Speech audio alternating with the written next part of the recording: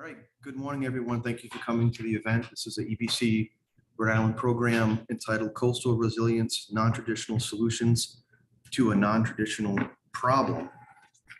My name is Jacob Butterworth. I'm the Vice President of Sage Environmental. I'm actually covering for Rick Mandel today at my office, who couldn't be here. I want to say a thank you today to our sponsor, EA Engineering. I think we have two folks from their office in attendance. We've got Ron Mack and Sam Witten. Thank you. Okay, so those of you who may not be familiar with the EBC, offers a lot of different benefits to those folks who are either in the environmental industry or looking to get into it, or just want to know a lot about things that are going on in the world. Offers a lot of different programs. One, obviously, today we're going to be talking about access to information and networking events, leadership development, professional development, and industry exposure. So some of the events that you may not be familiar with, you're going to get exposure with the EBC. Several different committees. We have the ascending professionals. I'm not necessarily going to read all these, but I think it's pretty self-explanatory. And then as far as state chapters, this is the Rhode Island chapter, but there's also the Connecticut and Hampshire chapters. Again, I'm Jacob Butterworth with Sage. I'm covering for Rick, who's the chapter chair. We have the chapter vice president, Alan Shore of Adler, Pollock, and Sheehan. And then the leadership team, the names, I don't think I need to read all of them, but they're all there. Upcoming programs, we have on September 8th, Energy Resources. We have another one on September 13th, the 30th, and October 6th. Final notes. So we have people in person, there's also people virtual. This will be recorded and shared after the meeting. Obviously, hopefully you enjoy yourselves, those virtual and in person. If you'd like to join, I think you could see the committee people after the meeting. Contact information will also be provided if you, I don't know if the agenda was circulated beforehand, but okay, you should have that. If you have any questions, please see us. And then virtual attendees, important. Please use the chat feature to ask questions. And then introductions. Craig's going to take it from here. Craig Swanson, he's the program co-chair and principal associate at Swanson Environmental Associates. Take it away, Craig. Thank you very much. Good morning, all. The first thing I wanted to do before we really got started was to thank Bob Rulli, who is at my right, who's the Director of Planning and Community Development in Warren. He's the one that encouraged us to have the meeting here in his council chambers, and I think this is I'm assuming this is going to work out really well. So far, it's been very good. You can see on the agenda today that we've got 5 speakers, followed by a moderated discussion. And the first 3 presentations will focus on what Warren has been doing relative to coastal resilience and the increase in sea levels. That being the plan that's named to market to Metacom, and then also the upgrade of its wastewater treatment facility. There'll be a networking break after the first 3 presentations, and the 2 other presentations after that networking break will be focused on the natural and nature-based solutions that address the coastal resilience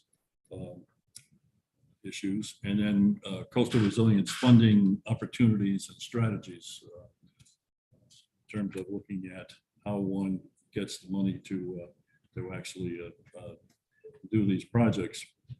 I'm asking the speakers to stay within their allotted time since we have a fairly tight schedule. I think we can, if there is some time, we can probably take a few questions at the end of their presentation. If not, I'm sure that you can ask questions during the moderated discussion, which will be occurring last. See in the handout that the short bios of the chairs and the speakers located behind the agenda. And it's always your opportunity, if you wanted to talk to somebody particularly, to contact them, because there's contact information in that short bio. With that, I think we can start with the first speaker, who is Bob. Good morning, everyone. Thanks for coming. Appreciate the opportunity to talk about what we're doing here in Warren, but also to welcome you that are not from the area to Warren. We are the smallest town in the smallest county in the smallest state. Somebody might argue Central Falls is smaller, but they're a city, we're a town. So there's that distinction. Next slide, please. So Arnold Robinson from Fuss O'Neill was going to join me today. Unfortunately, his mom passed away over the weekend. So I'm going to kind of take the first piece of my presentation and meld that into Market to Medicom. And this is a picture that was taken by a local resident. He's actually the chair of our Conservation Commission. This is Belcher's Cove, and these homes are on Market Street. This was taken last year on a king tide. The real estate values there with these people having an infinity pool in their backyard have gone up significantly. But I mean, you can see that sea level rise is a real thing for us. The average elevation in Warren is 7 feet. The NOAA FEMA predictions for 2100, which we know are not accurate, say that we could experience 9 feet of sea level rise. I'm not a math guy, but I think that puts us in the negative. And that's not the entire town that's going to be underwater, but it's a good portion of the town, as you'll see as part of this presentation. And other concerns that we have, and we share these concerns with Bristol and Barrington. I've worked in other jurisdictions, states where we had county government. So I'm a big proponent of regionalism, which is a 4-letter word in Rhode Island. But, sea level rise and storm surge and flooding doesn't know where the town line is. So, Bristol, Barrington, Warren, and all our evacuation routes are all vulnerable to sea level rise and flooding. We have in our downtown area, we are a low moderate income census tract. We have a high percentage of people in that population that don't have a vehicle, so they rely on public transportation. The inability to take advantage of public transportation in a flooding event is a concern. Our shelters are on the east side of town, which if we had a significant precipitation event, unless you were a strong swimmer, you are not going to be able to get there. So go on the next slide, please. So Market to Medicom, I mean, the genesis of Market to Medicom was really surprisingly through a SNEP grant that through EPA. Arnold and I, saw that there was an opportunity to apply for the grant. We said, let's throw some spaghetti against the wall and see if it sticks. And surprisingly, it did. They came back and said, we like this plan because, first of all, it's multifaceted. It's dealing with a couple of different important situations. But what they appreciated about it was that it could be replicated anywhere in the state and anywhere in the region, actually. So thank you to Senator Reeve, who was instrumental in helping us get this federal funding. The Market Street portion of Market to Medicom started, we did a open studio project 3 years ago with some students from the University of Pennsylvania School of Architecture that was sponsored by the Van Buren Charitable Trust out of Newport. They have a strong connection back to Mrs. Hamilton, who started that, had a strong connection back to Philadelphia and New Penn.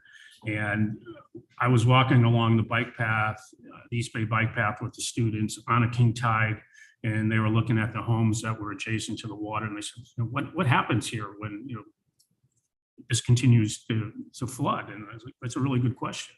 And that's when, I kind of dug in, like, we don't really have a plan. I mean, we know this is going to happen.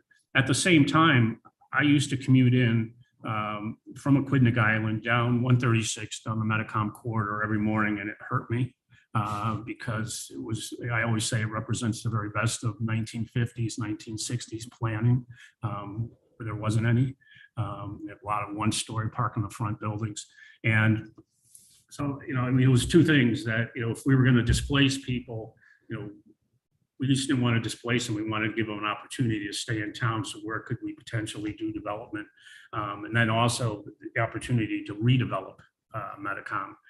So we'll get into the details of that, but that's kind of just the background of what Market to Medicom is all about. The next slide, please.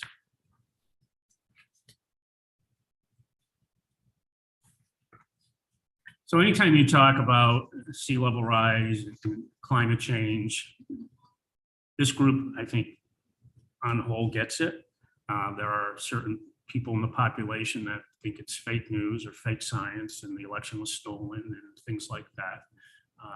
So we try to start all our presentations with the validation of how we got to the conclusions and where we are. We've been doing a lot with respect to resiliency and sea level rise for a number of years here. John will talk about that with respect to the wastewater treatment plant, but all of these are sources of information that we've used to develop this plan. I was doing an interview with somebody yesterday and they said, how do you deal when you're dealing with the public and you have deniers in the room in terms of this isn't a real thing? So my strategy is I let them talk first. I let them tell me why they think it's fake news and fake science.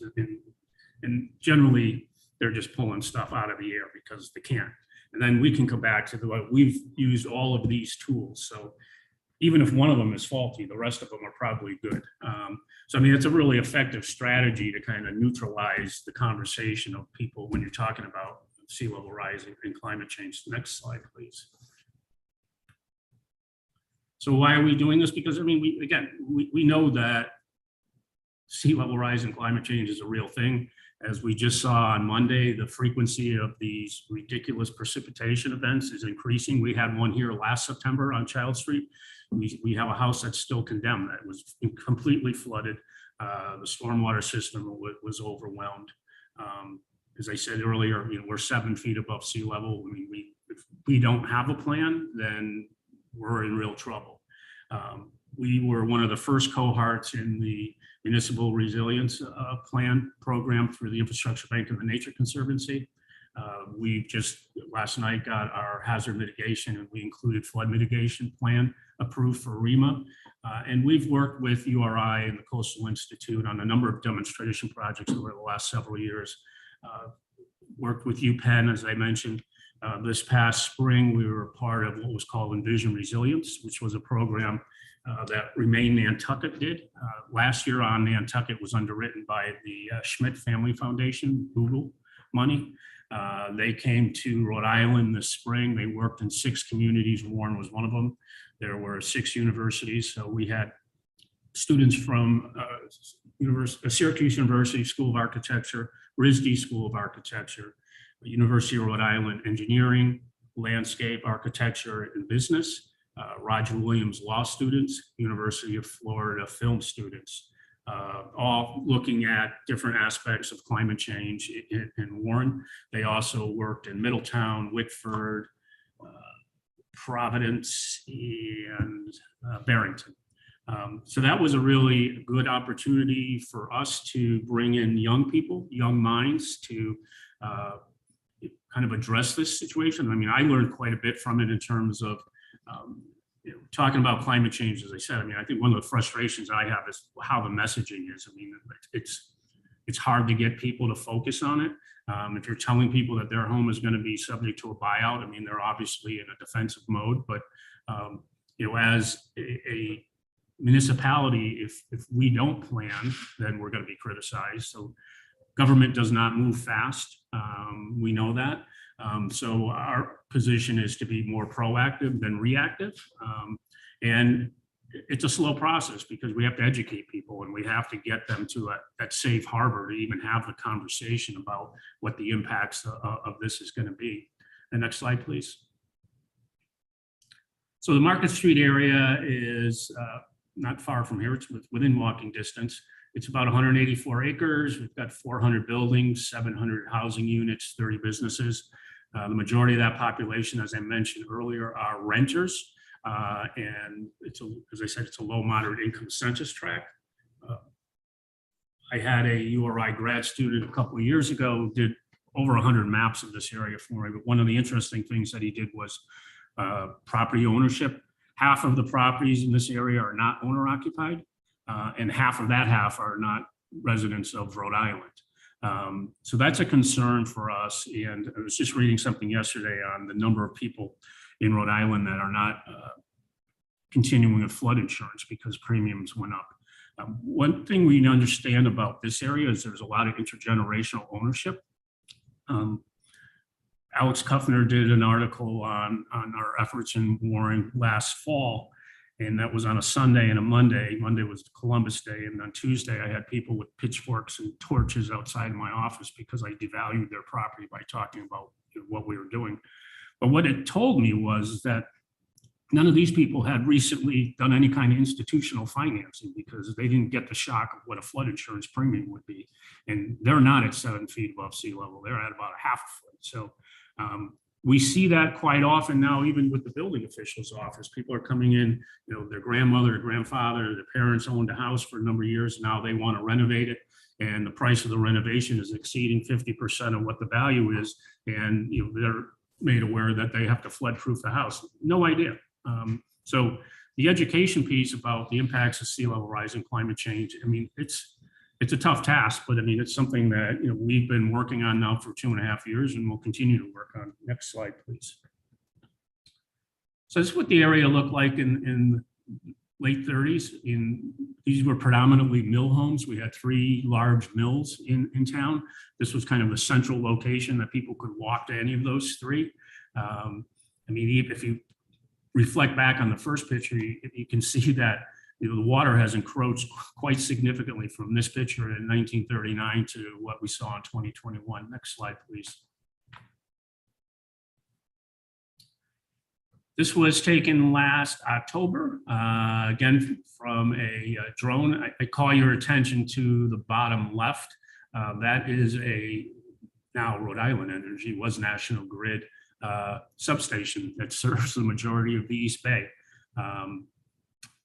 I would be concerned if I was operating that in terms of the vulnerability. I mean, you can see this is on a king tide. There's absolutely no flood protection to that facility. Just a little bit north of that is a Rhode Island Energy gas transmission facility with the same vulnerability to sea level rise. And I think one thing we like to, when we talk about sea level rise, we talk about inches and feet, and that doesn't seem to impress people too much. But our concern always is it's not just the sea level rise, it's the storm surge and the wave action. So when you have some area that is this low and you had any kind of storm surge, that's where you get the most significant amount of damage because it's pushing water inland much farther than it would normally. Next slide, please. So there are those people that want to talk about climate change and sea level rise and understand the impacts, but when we talk to our elected officials, they kind of tune out because it's not urgent. It's not, today, tomorrow. So we purposely talk about what the loss of revenue would be for a community. So, a town like Warren, as small as we are, our annual budget, not including the regional school district, is about $12 million on an annual basis. So if we're losing a significant portion of that, if we lost this section of town. Next slide, please. So in terms of how we approach this project, we know if we talk about 100-year storms and 500-year storms, most people will have a fairly strong opinion that they're not going to be here in 100 years and definitely not in 500. So they don't listen, and it's not going to impact me. So we purposely set our milestone, our first milestone, at 2035, because most people who are probably still going to be here in 2035 and might still have a mortgage. Then we went out to 2050, 2070, 2100. So it's in 4 phases, but if we do some things, we may not have to necessarily get to the 3rd and 4th phase, and then the 2nd phase may not be as impacted. But 2035, there's not a lot we're going to be able to do between now and then to stop what the impacts of sea level rise are going to be. Next slide, please. So this is, as I said, this is Child Street 103 evacuation route. This was last year during Ida.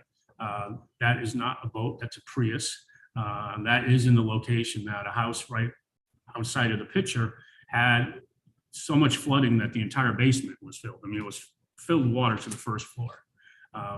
What happens in this area is that we have a freshwater wetland to the south of Child Street that has a culvert that comes into Belcher's Cove, so that you have the conversion of water coming from both directions. At some point in the past, somebody illegally filled in a portion of the wetlands, so that further contributes to the problem. We've done a really poor job of maintaining the culvert.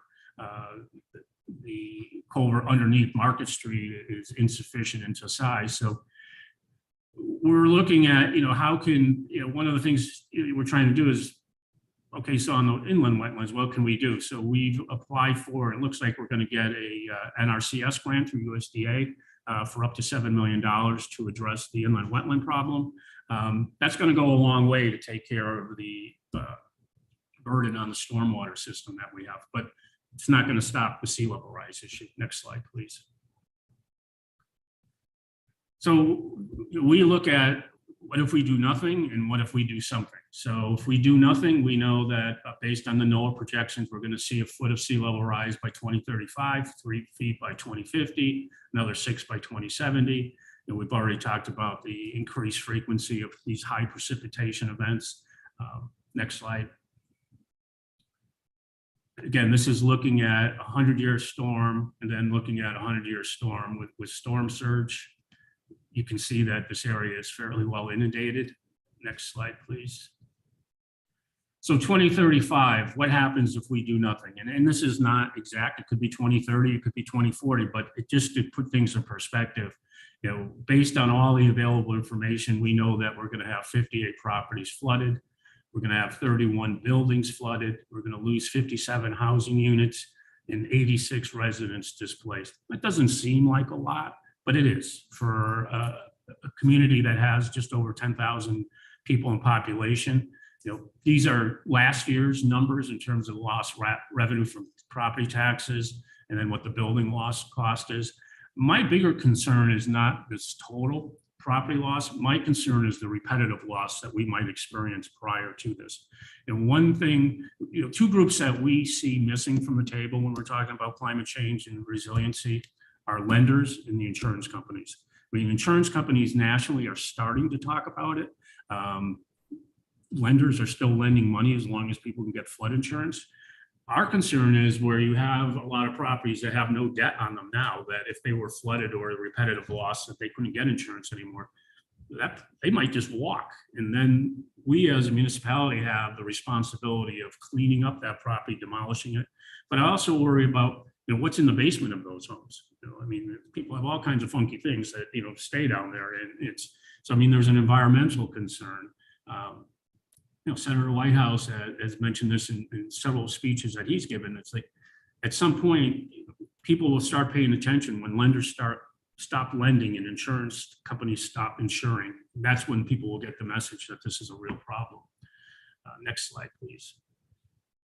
So if we look at what the impacts would be with sea level rise in a 100-year storm, now the numbers start to grow almost exponentially. We're going to have $3.5 million worth of damage.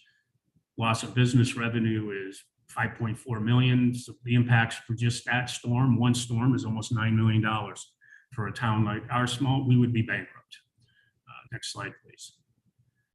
So we continue, I mean, when we do this slide deck, I mean, we continue this presentation. I'm not going to go through all the way to 2100, but you can see that, doing nothing, that the economic impacts and the societal impacts in terms of people being displaced grow, and they grow significantly. And we just feel like to do nothing would not be the responsible thing to do, that we have to be, as I mentioned before, proactive in terms of addressing this.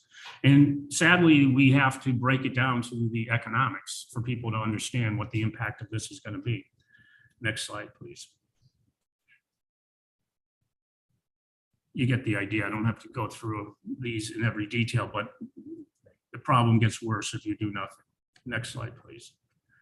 So if we run it all the way out to 2100, I mean, we potentially, again, looking at last year's numbers, not adjusted, the total impact to the community by 2100 would be almost over $126 million. So we'll put whatever inflationary multiplier you want to put on that. It's probably in the billions by 2100. And again, that's doing nothing. Head in the sand, do nothing, let Mother Nature do her thing, and we'll just deal with the consequences. Next slide, please. This is kind of I always refer to this as my Where's Waldo photo. This is the intersection of Market and Metacom on a king tide. And I always challenge people like, what's wrong with this picture? Like, well, there's water over the road. If you look closely in this picture, you have a dry cleaners, an auto body shop, and a furniture stripping business. This is right at Belcher's Cove. So these buildings get flooded. All kinds of weird things go back into the water that aren't good for anybody. Next slide. So our do something is to look at phase relocation and restoration scenarios. So as I said, we've broken it into 4 phases. We're looking at doing property buyouts. We're looking at, removing impervious surface area. We're looking at removing utilities. What can we do to protect the wetlands, to create that storage buffer? And what can we do with respect to the state roads? Market Street was in the state DOT tip for next year to be repaved. And, I asked them, I'm like, why are we just repaving it? We're not doing any kind of stormwater improvements? And they're like, no. Well, statewide planning has identified Market Street to be one of the 3 most vulnerable roads in the state to sea level rise. It has an asterisk next to it. I challenge any of you to tell me how many road adaptation strategies there are in New England. 0. So I was working with Senator Reed's office. We were looking at getting a stick grant, and then DOT got wind of that and came up and said, by the way, we have some extra money. We should do a pilot program in terms of road adaptation strategies. I said, great. So we're in the process of doing that. When that got out in the press, somebody sent me an email. They said, you should go to Holland to learn about this because they've been doing it for 2,000 years. So, that is something we're going to look at is that, we know that Market Street is going to be underwater. We're not going to build a large causeway. But, one thing we're looking at is, can we raise 103 potentially? Could that potentially be a buffer? Obviously, we have homes on either side. We have businesses on either side and utilities, but that's something we need to look at. One of the things that I had the law students working on this semester was a program on property buyouts. What's worked, what hasn't worked. We've had some experience in Rhode Island with that. Hasn't been a huge success in Cranston. They've had some minor successes. Other areas of the country have done it, but I want to make sure that we're doing it right, but that we're also being fair to the property owners too. How do we come up with a value that is fair pre-disaster? Whose responsibility is it when you do those to take the utilities out of the ground? Can force Rhode Island Energy to remove their infrastructure? I couldn't get National Grid to even share with me what their natural gas infrastructure was in Market Street.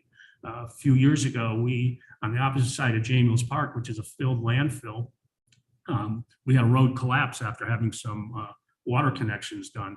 And when we opened the hole, didn't take much because there was a hole there. We had a forced gas main that was doing almost a 90-degree bend. I expect the same thing happens subsurface on Market Street. And I know I have natural gas there, but if I've got cast iron pipes, I want to know that. It was like a state secret for us to be able to finally we had to go through the Public Utilities Commission to get them to even release the information to us. So that's a concern. We can't just say, okay, we're going to buy people out. Well, how do you do that? And then what's left and how does that get treated? Next slide, please.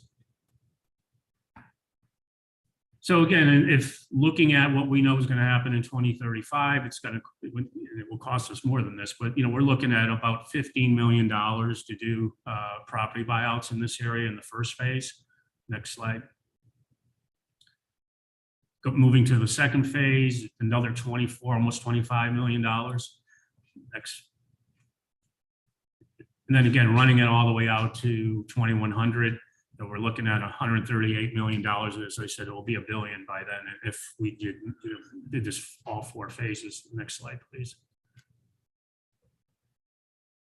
Phase 1, we can remove about 8 acres of impervious surface area, which gets us 34 acres of marshland. And again, the numbers, you can all follow along. The numbers go up as we do more. I hope that we don't have to get to a phase 3 or phase 4. I hope that we can do some things in phase 1 and phase 2 that mitigate this problem that or we come up with some incredibly new technology that's going to allow us to address these issues. Next slide, please. So how do we do it? I mean, there's a number of different funding programs out there. I mean, EPA has their pre-disaster mitigation grants. FEMA has their BRIC program. The Army Corps has buyout money. USDA has buyout money. HUD has buyout money. The Infrastructure Bank, we've been working with them.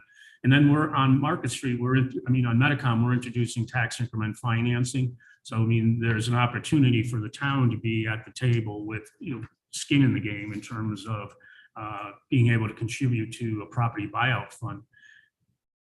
Any of you that have dealt with either the Army Corps or FEMA know what a headache it is to get through the paperwork. And this is something that I talk to our federal delegation quite often about, is that why we can't get them all in the same room. But you all have the same programs for property buyouts. They all have different regulations and the amount of paperwork that's required, but we're all looking to solve the same problem, but we somehow can't get on the same page as to how we're addressing that problem. Next slide, please. So as we transition to Metacom, like every community in the United States, I mean, addressing housing, affordable housing is an issue. It's something I'm very passionate about. I was very involved in affordable housing when I was in Arlington County, Virginia. Incredibly frustrated that everyone running for governor says they have a plan for affordable housing, and then next year we'll talk about another plan. And it's clearly the definition of insanity that we keep doing the same thing and we're not getting any farther ahead. Next slide. So I had an opportunity to testify before the special legislative committee and talk about how we're addressing the ability to create housing on the Metacom corridor. It's really simple. You upzone. The way that Metacom is zoned now, it doesn't allow for housing. It doesn't allow for any kind of density. So we're in the process of doing several things. We're updating our comprehensive plan, embedding in the comprehensive, we're treating the comprehensive plan as a corridor study, which is difficult for statewide planning to get their arms around because they're used to having somebody bring in a 400-page comprehensive plan. They do it every 10 years, it sits on a shelf, and then they come back and do it again. I don't want to do that. I want to have something that's got dog ears on it because we've used it so much. So we are looking at rezoning, creating more density along that corridor. We're adopting form-based code where we're embedding in there the requirement that we have a percentage of affordable housing, offering the opportunity for increased density for more units of affordable housing, or a contribution to our affordable housing trust fund. I mean, the state has a program now, a fee in lieu for affordable housing. It's one size fits all. I mean, it's 40% of what the project cost is. So, project cost in Barrington is a lot different than what the project cost in Central Falls would be. That's not sufficient. So, I mean, anything that we do in lieu of units, we'll negotiate. So this area now is 81 acres, 54 buildings, 66 housing units that were there by right, and 50 businesses. Next slide, please. And this just gives you a breakdown of what the zoning is. I mean, as I said, it's completely underzoned. Next slide. So this is, as I said, this is, our snapshot of 1950s, 1960s planning, one-story park in the front.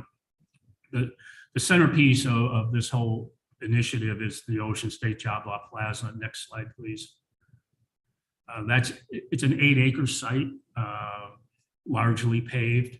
It was a former Stop and Shop, so it's owned by Royal Hold, which is the Dutch holding company that owns Stop and Shop and several other food markets in the Northeast and Mid-Atlantic. It's actually, I correct myself, they have a ground lease on it. It's owned by two brothers from Massachusetts. So we've been in conversations with both since the very beginning about that we want to upzone this. And this was just to give people a perspective on what you could do in 8 acres. I mean, it wasn't necessarily this is the way it's going to look, but that you could get some significant density on that site, but still also have some open space and some green space and be respectful for the residential neighborhoods that are around there. So on this site, we have some mixed use. We have a variety of different housing types, townhouses, apartments, but I also have a passion for creating some performing arts space. We think there's an opportunity to partner with Roger Williams to do that. There's a need for that in the East Bay. So we have a 750 750 seat theater on the site. Doesn't necessarily mean it's going to happen, but I'm going to keep talking about it until somebody catches on that it's what we want to have happen. Next slide, please. And again, this is just trying to show, what the different uses can be. So at this site, potentially, at a moderate scale, 4 stories, and we can create almost 500 units of housing plus mixed use opportunities. There's a natural vegetative buffer behind that is a Rhode Island energy easement area. So this is one area where we can have the opportunity to add more density, more height, because we're not immediately adjacent to a residential neighborhood. But we want this to be kind of a town center, village center that serves not just the people living there, but also the surrounding neighborhoods. But also, this is really kind of a perfect opportunity for transit-oriented development. It's a state road that has very limited public transportation. Rhode Island stinks about public transportation anyways, but we see that the need to create blue technology on Aquidneck Island, that there's opportunities for people to take public transportation to get there, as opposed to spending an hour to drive the 14 miles from Warren to Portsmouth or Middletown. With the new MBTA station in Fall River, we see ourselves as being an area where people could conveniently live in Warren and 10 minutes be to Fall River. Not that they're going to be making that drive every day, because very few people are probably going back every day to work in Boston, but if they were going a few days a week. And then also those people that are being displaced by our property buyouts, they would have an opportunity to stay in the community. They contributed to the community now. We want to make sure they have an opportunity to still have access to safe, affordable housing. So, there are a lot of different things that we've incorporated into this plan. The next slide, please. And we've also identified other underutilized parcels along the Metacom corridor.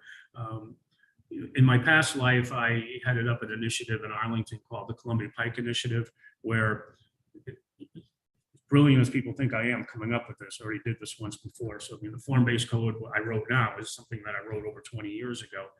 But the Columbia Pike area was running along the south end of Arlington County from the Pentagon to the Fairfax County line.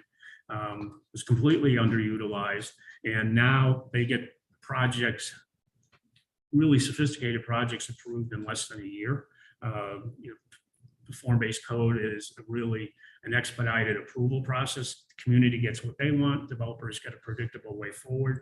So we've looked at a number of different areas on Metacom that, again, as you saw in one of those pictures, not that we don't like Dunkin' Donuts, not that we don't like Ocean State Job Lot, but that's not necessarily the highest and best use. And if you could build something back there, that doesn't preclude them from going back into that ground floor space. Next slide, please. So the next couple of slides, we've looked at, different sites, what the potential is. On the west side of Metacom, we have a little bit more opportunity to do height and density. On the east side, we're right back up against residential single-family neighborhoods. So we want to respect that. So the buildings would be, if we had any kind of height, it'd probably be 3 stories maximum, and that would be closer to the street. You'd park them in the rear. And again, all we're trying to do is engage people in a conversation to start thinking differently about doing this. But I think that, when I talk about how things can be replicated, if you look at Route 4, Route 2, Route 1, you've got a lot of opportunities where you have infrastructure in place, where you have public transportation, and you've got underutilized land. So we went from strip malls to malls, and a mall, all a mall was Main Street with a roof on it. And people would go and park 300 miles away to walk to the mall and do laps. Then we got the big box stores, and now we're on the internet. So big box stores are suddenly not as necessary. So, I think you can look at those areas and say, can we rezone those? Can we do these types of projects? And it's not, the other part of it, and John and I were talking about this earlier, we had applied for a grant for the infrastructure bank that we didn't get, we should have, to do a capacity study. It's great to say, yeah, we can upzone this area, but can our wastewater treatment plant take all this extra flow? Is there sufficient water pressure? Are the utilities sufficient? So, that is something that needs to be looked at. And I grab my head in pain when I hear people say they have a plan for 20,000 units of new housing, affordable housing. You say, like, where, how? You're not going to do it in Foster, Gloucester, where you have no infrastructure. Now, for Warren, we've got a lot of undeveloped open space in the Twisted area, but we don't have water and sewer out there. So there's no opportunity to do development. So, I mean, it's not as simple as just saying, you know, we can build it here. You need to make sure you have the capacity to build it here. And gets me back to my conversation on regionalism, that do we need to have 39 separate wastewater treatment facilities? I mean, you know, Barrington, as an example, has oversized pipes that, you know, could we take some of our flow through Barrington to East Providence? Could we take some of the flow from Bristol? So, I mean, I think communities are going to have to start having these conversations with respect to infrastructure. We need to have these conversations with respect to sea level rise and resiliency. Next slide, please. You can go to the next one too. So this is just, you know, again, a conservative summary of the types of housing and the types of mixed use that we can do, you know, what the increased revenues are. I mean, we would see, you know, conservatively, if we were to build this out the way we think, and just look, I'll just use the Job Lot Plaza, and some of these numbers need to be updated, but at the Job Lot Plaza, if we were able to develop that the way that I would like to see it, you know, right now we collect just over $100,000 in property taxes on an annual basis. That would jump to about 1.3. That's pretty significant. I mean, so when you're doing tax increment financing, I mean, you're using that increment between the 100 and the 1.3 to borrow. The way it's set up in Rhode Island, there has to be a public purpose for how you use those funds. So we would, you know, reinvest those funds either into infrastructure and or property buyouts. Next slide, please. I'm sure most of you are familiar with form-based code. It's not widely used in Rhode Island. There are communities that have adopted form-based code, but it hasn't been implemented on a regular basis. And I don't think anyone that has adopted form-based code has embedded the requirement for affordable housing to be one of the requirements. So we formed a community committee to be part of the drafting of the form-based code. I mean, I had the bones of it, but there are things that we've incorporated. I mean, from 20 years ago when I first did it to now, renewable energy wasn't as popular then as it is now. So we, you know, embed that in there. But I think the big part is, you know, the affordable housing component. Next slide, please. And then just simply the advantages. I mean, I know that preaching to the choir with this group, but you know, when I'm doing this presentation to elected officials or the public, I mean, we have to summarize it a little bit. That here are the sound bites on why we do form-based code, and here are what the advantages of it. And next slide. And then tax increment financing. Again, I mean, it's a tool that can be used. I mean, there's a lot of bad examples where, you know, communities have done tax increment financing. They use the money to incentivize the developer, and the developer doesn't do what they wanted them to do. By increasing the density on these sites, I mean, we're increasing the value for those properties. I mean, that's real currency for those property owners. I don't need to give them any more incentive than that. You know, it's pretty significant. So it allows us to use all of the money that we raise as part of the tax increment financing for that public purpose, whatever the town decides to do. And the benefit is that we're not impacting current taxpayers at all. Next slide. Working with DOT to Metacom is a 4-lane road. It's a 2-lane road that leads to a 4-lane road that leads to a 3-lane road when you get to the Bristol town line. That doesn't lend itself to transit-oriented development. So DOT now is looking at how we can convert this to a 3-lane road again. We want to make sure we have, you know, access for pedestrians and bicycles. We have our own Warren bike path, and then we have the East Bay bike path, but we have no connection between both of those. So the ability to bring those together would be real advantageous. But also we need to make sure that we have all the necessary amenities there for people that are going to move to this area or have their businesses there. Next slide. And then because this was an EPA grant, we had to throw something in there on the environmental side. So, I mean, all the stormwater improvements that we're able to do is going to be necessary. And again, I mean, we're not sure that we have the capacity at the wastewater treatment plant for all the development we're doing. So we might have to do some innovative technologies as part of this project. Next slide, please. And so this is the north side. We're almost over. This is the north side of the Job Lot Plaza site. you can see this was after the same storm Ida last year. Just the water sheeting off of that parking lot, and the topography is running from high being on the south side, low on the north side, took all that riprap and just washed it into Metacom.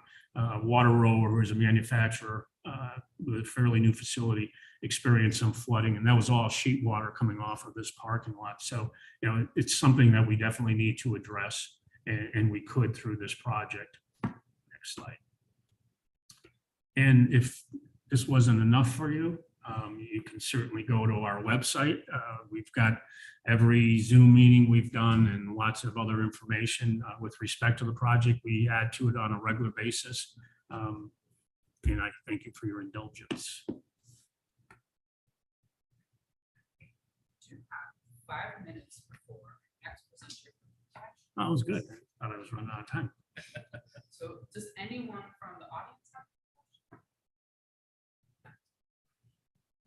Go ahead.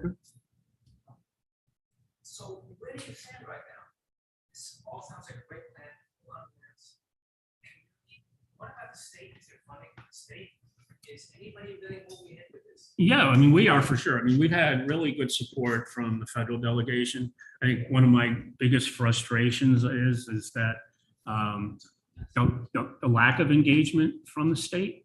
I've briefed the governor, I've briefed the lieutenant governor, I've briefed 2 candidates for governor, the housing czar, the legislative, everyone. You would have thought I invented penicillin, but nobody calls me. You know, nobody. I mean, so we're moving ahead. I mean, we're in the process of our comprehensive plan. We'll go to the town council probably in October. You know, we're working with statewide planning. I briefed the EC4. I briefed statewide planning, traffic advisory. Everyone says it's great, but no one's doing anything about it. And You said Rhode Island Infrastructure Bank, you had a grant, but that didn't come through. yeah, I mean, they've been a good And- partner for us. I mean, I have to say that, you know, we've done a number of resiliency projects. I mean, the wastewater treatment plant was funded with them. Some of our upgrades to our pump stations with them. They had $1 million out this fall, this spring for municipalities. Our capacity study probably was going to be in the $400,000 range. So I think they spread it out. I think they're going to have another round this fall for that. But I think there's other funding sources out there. Now that we have our hazard mitigation plan completed, I think we're eligible for some brick money. As I said, $7 million from USDA. So you have to be creative in terms of how you're putting it together. But you know, I just read yesterday that, you know, all the candidates, Democratic candidates for governor, because of the rain, I mean, and they won't talk about it next week. You know, what are your plans for resiliency? Every one of them had something that I've talked about, and none of them, the state isn't doing anything on this. And I have a really difficult time getting our local and state elected officials even come to a meeting to talk about it. But we're moving forward.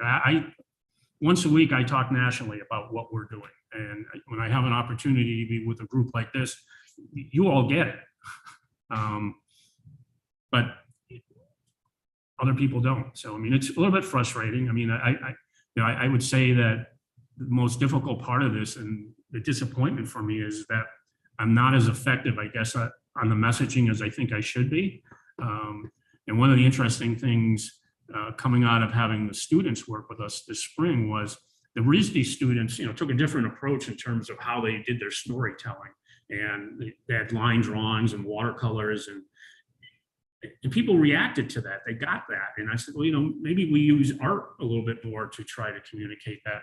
So in 2 weeks, I have an artist coming from Boston that's taking a vacant storefront and doing a mural inspired by Elizabeth Rush's book, Rising. The first chapter on Rising is about Jacob's Point and what the impacts of sea level rise have been to that. And, you know, again, it's at an intersection where people are going to be stuck in their car and they're going to look at this and say, well, what's that all about? And you know, we're going to do some other art around town with respect to sea level rise, but getting people, it's baby steps to get people engaged on this. Hold on, can we get the microphone over to him? Yeah, exactly. They're not at home, they're at their office. My question is, how concerned are you about Metacom Avenue's ability to handle increased traffic from increased density of development? I think, I mean, it handles a lot of traffic now. When I say it handles it poorly, I think that, speaks to the need for improved public transportation. We got ripped to start a pilot program a couple of years ago at the beginning of COVID, because we have a lot of manufacturers. Manufacturing is the #1 jobs in Warren, and a lot of the people in manufacturing were coming from North Providence, Pawtucket, Central Falls, and they carpooled. But then COVID happened and they weren't able to do that. So we talked to RIPTA. They said, okay, we're going to do a pilot program. So the pilot program, the bus runs from Kennedy Center. They had to get permission to drive into Massachusetts, and they come down 136. And they said, well, it's really not working well. I'm like, okay, let's analyze why it's not working well. You run one bus in the morning at 6:10. It goes from Kennedy Plaza to the Park and Ride in Tiverton, Rhode Island. The only person taking a bus at 6:10 to the Tiverton Park and Ride is doing a drug deal. It's just no one's going to do that. And then it starts like at 3 o'clock in the afternoon at the Park and Ride going to Kennedy Plaza. It makes no sense. So there needs to be a terminus like at Roger Williams, so that bus can continue onto Aquidneck Island. We have the 60 bus that runs along Route 114. It's one of the highest riderships that RIPTA has in their system. We could have the same opportunity at 136. So you can't make Metacom work without having that increased public transportation component. We're also, what we've seen too is the Tourister project is fully occupied now. 99 Water Street is fully occupied. Those are all rental, residential. Percentage of people who live there, most of them have one car. So we're seeing that everybody in the house has to have their own car. Go away a little bit. The other opportunity we see in terms of housing at Metacom is we're able to create some senior housing. COVID taught us that we had a lot of seniors that were aging in place in their homes. So if we can get them out of those single family homes into some other type of residential housing and free up those homes for other families to move into town, that's an opportunity as well.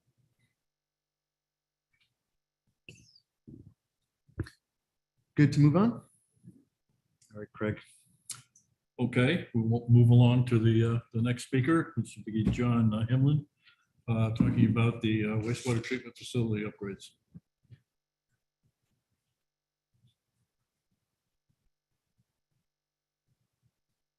Good morning. Thank you for the opportunity to talk about improvements we made to the Warren wastewater treatment facility to improve resilience. Next slide.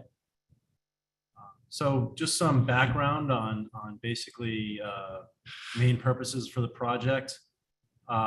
It was to improve the treatment capabilities of the plant to remove nitrogen to meet a new lower effluent nitrogen discharge limit that the plant had to benefit water quality in the Warren River, the Palmer River, and Narragansett Bay.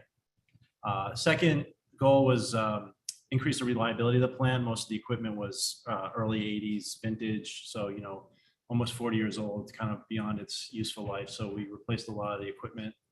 And then the third aspect was to improve resiliency to flood vulnerability that the plant had. And that third piece was really something that wasn't part of the original plan. It got added through the design process, and I'll talk more about that. Next slide. So the scope of the plan improvements, summary of them was basically influent screening in the headworks, upgrade the primary settling tanks. Big part of it was to expand the secondary reactor capacity with new equipment, a new process for nitrogen removal that I mentioned. Upgrade the secondary clarifiers, improve the disinfection system, new electrical service, generator, main switch gear, and then instrumentation and controls improvements or SCADA upgrades throughout the plant. Next slide. So early on in the design process, we ended up reassessing the design and our basis for design flood to consider more emphasis on flood vulnerability of the plant. And one of the main drivers was that the town was making this big investment and was asking, are we really doing enough to consider what's coming in the future and even now. And so this was like in early 2016. So it was also right around the time that, the regulatory community, the science and research community, other groups are really starting to advocate to have more of this kind of planning in infrastructure projects. Can you just talk about consent agreement? Sure. Yeah. So the town was entered into a consent agreement for the nitrogen piece that I mentioned. So there was a schedule that the town had to follow, and so again, the consent agreement was primarily focused on nitrogen removal in the discharge from the plant to protect water quality in the rivers and stuff like that. Was there anything? No, I mean, that was really, once we knew we had to we were going to spend $13 million to do the nitrogen upgrade, we made the decision, Yes. why don't we do more? And how much is that going to cost us? So that's how we got to where we are. I just, because I can't help myself. Initially, when we looked at all the improvements we wanted to do and it went out to bid, we had to go to a public meeting. We had $20 million that was approved by the residents. When the first bids came back, we were almost 7 million over. So we were forced to eliminate some scope. And most of that was done in the operations building, lighting and HVAC, things of that nature. I think we're almost a month away, hopefully, of being finished. But the bottom line is working with John and our contractor.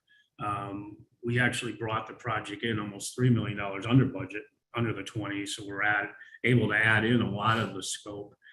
Working with the infrastructure bank, we had leftover money from an energy efficiency fund. So we were able to do some HVAC improvements to the operations building. But we're pretty frugal here. I mean, if you give us $1, we'll give you 3 back. We're pretty good at that. And again, we've had a great relationship with John and his firm, as well as Fuss and O'Neill has worked with us a lot too. But okay. Yeah. So no, I think that's good addition.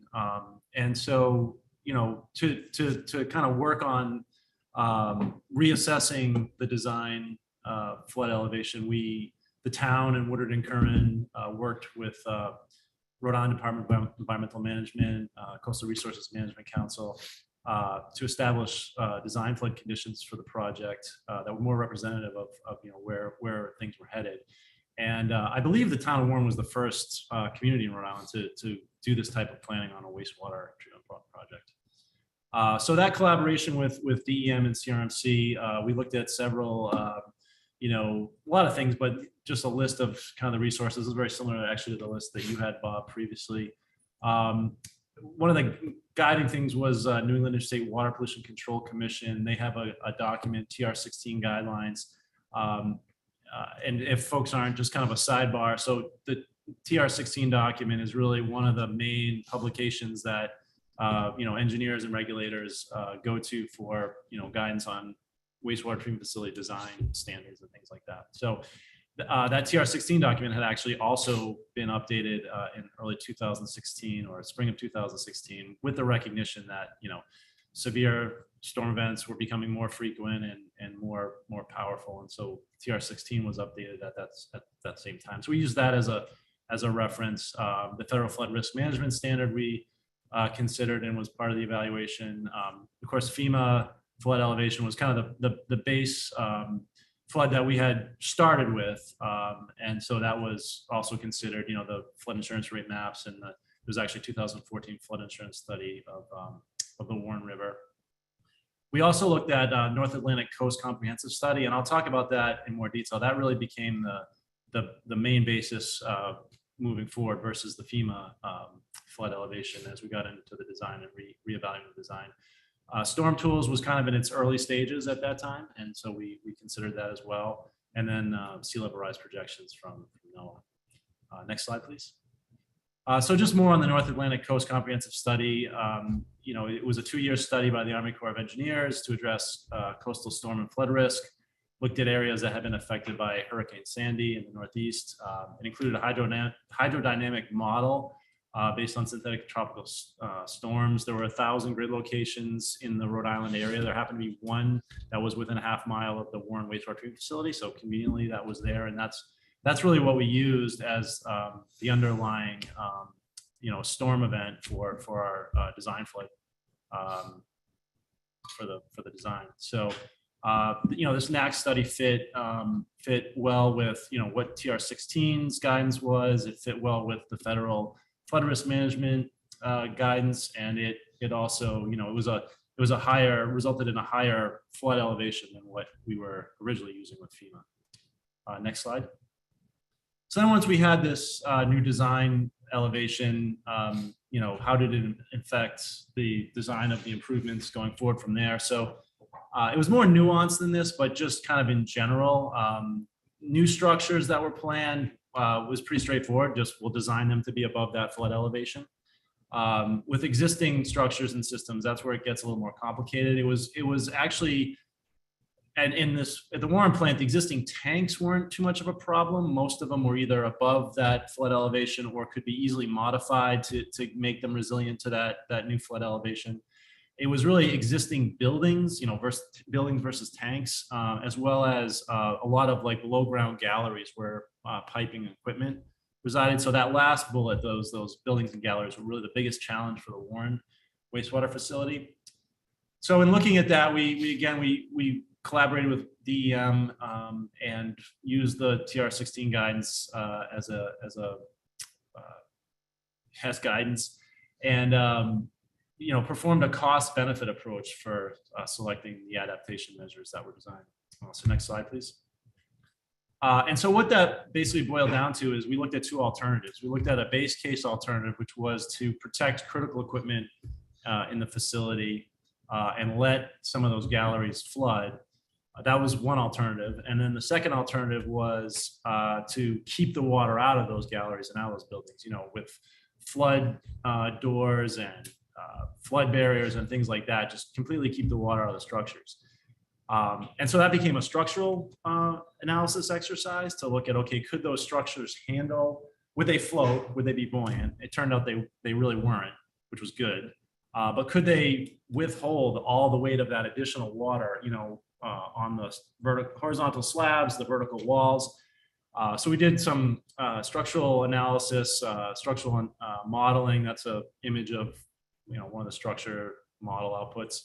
And the structures really couldn't support that kind of weight without significant reinforcement improvements to do that. So running the costs on those two alternatives, it really became clear that it was going to be cost prohibitive to try to keep that water out. So really the focus became, let's protect the critical equipment, make that able to withstand the flood and not damaged at that flood elevation, and plan for flooding of non-critical equipment.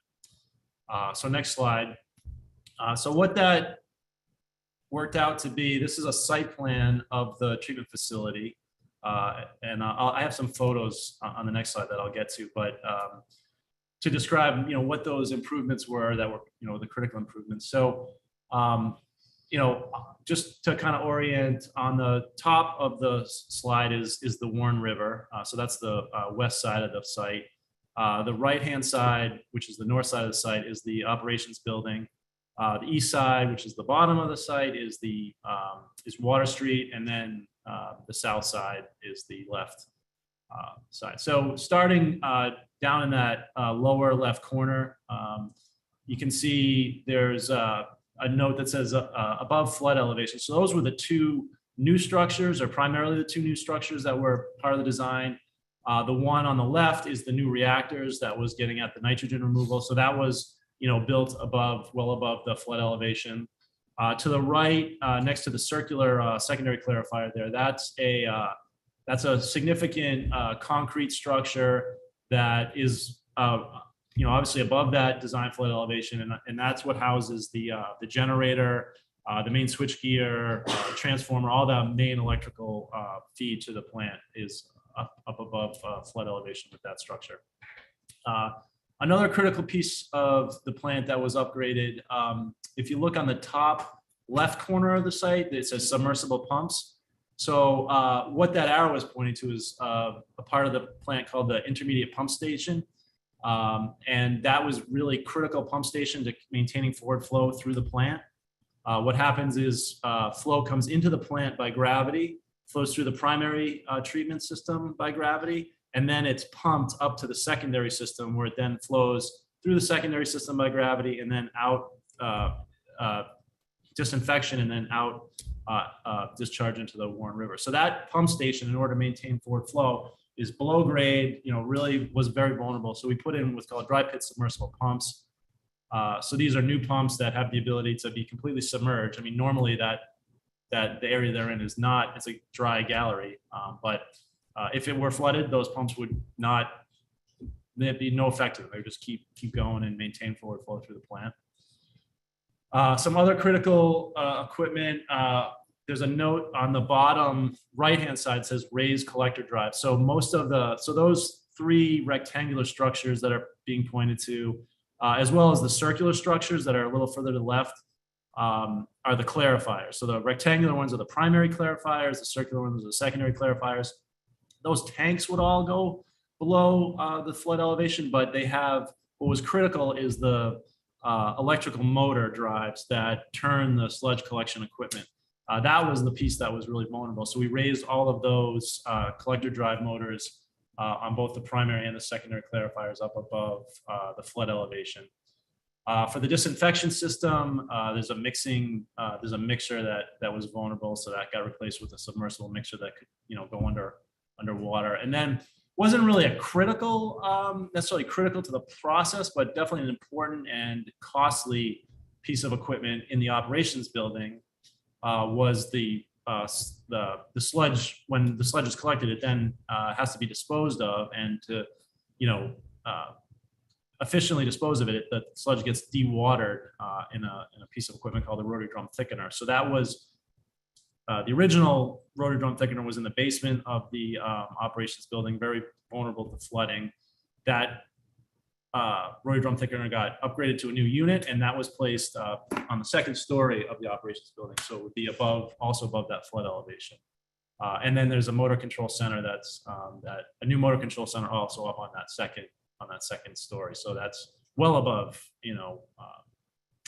flood elevation. So those are really the critical pieces of the plant that were upgraded for were vulnerable and made much less vulnerable, hopefully, above, and certainly above the design flood elevation. So I've got some photos on the next slide that the bottom left is a photo taken facing south. So it's from the operations building looking back.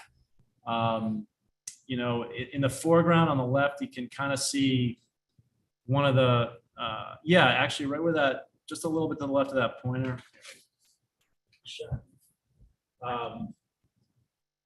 This is one of the collector drives. You can see it's up on a stand. So that's how we got those up above. You can see this generator sitting on an elevated pad. That pad's about 8 to 10 feet above the existing grade. This photo on the top left is taken facing Water Street, which is to the east. You can see the generator up on a pad. This is kind of that same location, just looking back to the north, the operations building in the background. In the foreground is that elevated electrical pad with the generator and the switchgear and everything. This is the secondary clarifier. This drive is raised up. And then this last photo is just showing one of those submersible pumps that's in that intermediate pump station. So that's basically what we did. With that, I'll take any questions if there are any. And I'll just add that we did this with clean water money, and because of some of the efficiencies we incorporated in the design, we got almost 600,000 in principal forgiveness, which was, again, for us trying to get scope back into the original project. I mean, it was a huge help for us. Thanks a lot, Jonathan. Any questions, folks in the room?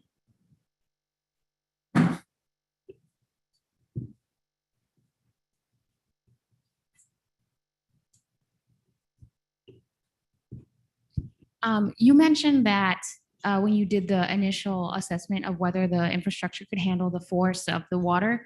I was just curious, was that just the hydrostatic water pressure or was that including like wave impact? We did look at wave impact for the new structures. So we did do some local, site-specific wave analysis to look at what the force of those waves would be on the new structures. Anyone else? Anyone online? Just a quickie. Now, we talked about elevation, flooding from coastal areas. Back in 2010, the infamous storms, rainstorms we had, March and April, and the Warren facility got nailed. Excuse me, not the Warren facility, Warwick, I Cranston believe. and West. How did the Warren facility here do during that episode? Was that, It didn't, I don't know if you want to speak to, it That was wasn't too primarily bad. runoff There again. was some flooding on Yeah. the site, but it wasn't, I want to say it was, maybe 6 inches, something like that, yeah? in low areas. So the big concern is probably not rainfall, but the coastal sea level rise, because you're so low here. Yeah, as and I opposed to also, having runoff well, I think, on river. I also think that 2010 storm, I think there's been other storms that have Yeah. had more of an impact on the Warren facility than that one, just for, I don't know exactly the circumstances of why, but certainly there's Warren been, River maybe rose, yeah. Yeah, the concern is if you've got something blowing up the bay and the southwest is the prevailing wind in this area, that we're at the end of the bay really. So I mean, that water is getting funneled into a very narrow area. That's what makes that area so vulnerable to flooding.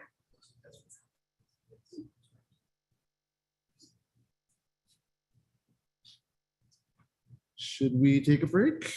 We're gonna take a quick break, 15 minutes that we're doing, 15-minute break. And we will be back with Sam Whiten.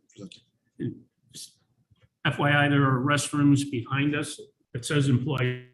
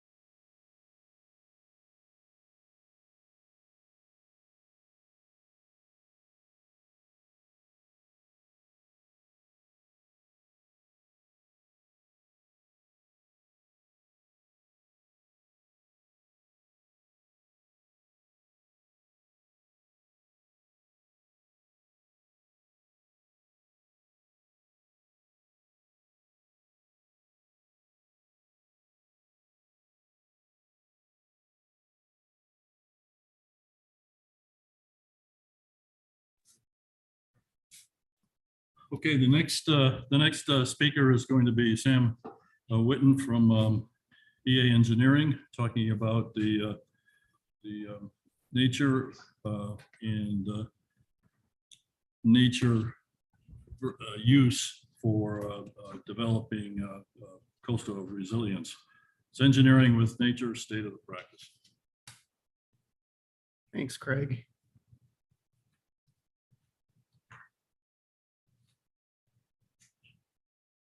So thanks EBC for having me here, and thanks everybody for coming both virtually and in person here.